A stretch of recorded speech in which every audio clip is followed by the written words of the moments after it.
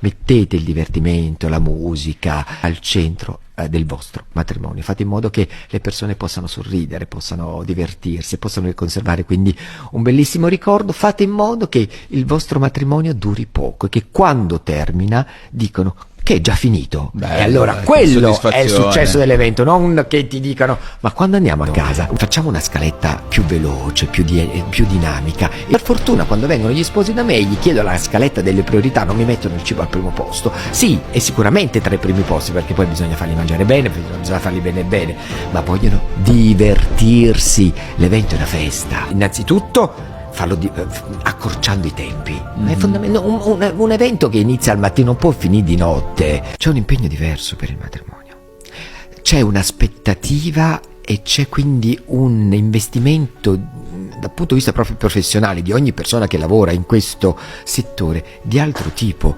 Tu non puoi sbagliare, quindi c'è più attenzione, più tempo, è impegnativo. Pertanto è giusto, senza approfittarne, senza dover speculare, che i prezzi siano, come dire, differenti, perché parliamo proprio di un lavoro che ti assorbe in un modo diverso.